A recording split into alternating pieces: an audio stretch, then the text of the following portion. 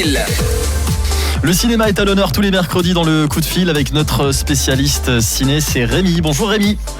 Bonjour Simon, bonjour tout le monde. Alors aujourd'hui on profite de la sortie du dernier Marvel Morbius pour revenir sur la longue histoire entre le cinéma et les vampires. Oui, dans Morbius de Daniel Espinosa, Jared Leto incarne un homme victime d'une maladie du sang qui se transforme en une créature qui se rapproche du vampire.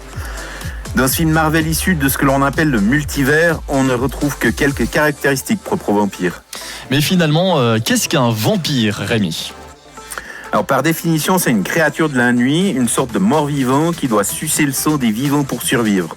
Si les victimes sont complètement vidées, elles meurent purement et simplement, sinon elles deviennent elles-mêmes des vampires.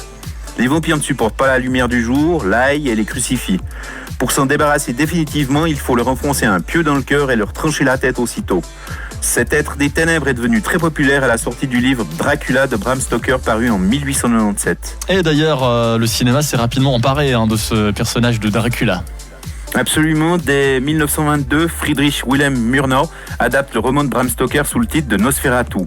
Ce film muet est encore considéré comme l'un des meilleurs films de vampires de nos jours et une légende courait sur le fait que l'acteur principal, Max Schreck, était lui-même un vampire. C'est d'ailleurs le sujet du film jouissif d'Elias Meriguet, L'ombre du vampire, sorti en 2000 avec John Malkovich dans le rôle de Murnau et un Willem Dafoe génial dans celui de Schreck. On peut encore citer deux très bonnes adaptations de l'œuvre de Stoker. En 1979, Werner Herzog signe le magnifique Nosferatu, fantôme de la nuit avec Isabella Gianni et le fabuleux Klaus Kinski qui fait de ce monstre un être profondément tragique.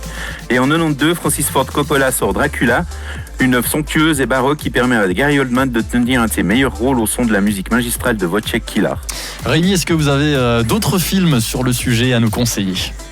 Il y en a tellement, mais oui, je dirais Chimère du réalisateur neuchâtelois Olivier Béguin, qui revisite pertinemment le thème.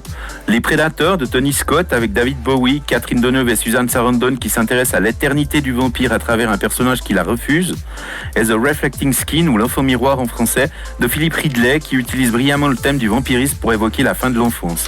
Donc on a parlé un petit peu de tous ces films de vampires, j'imagine que vous avez un coup de cœur. Oui, il s'agit du film suédois Let the Right One In, Morse en français, de Thomas Alfredson qui compte l'amitié entre un petit garçon et sa jeune voisine qui est une vampire. C'est un chef-d'œuvre qui reprend les caractéristiques typiques du vampire tout en les revisitant de manière sublime. Et c'est l'un des seuls films de vampire qui évoque la reproduction non sexuée de cet être condamné à sa condition pour l'éternité sans ne jamais vieillir. Le réalisateur de The Batman, Matt Reeves, à l'affiche actuellement, en a fait un remake avec pour titre Laisse-moi entrer. C'est honnête, mais pas aussi puissant que l'original. On parlait de vampires aujourd'hui avec vous, Rémi. Merci beaucoup. On se donne rendez-vous mercredi prochain. Absolument. Bonne soirée. Bonne soirée.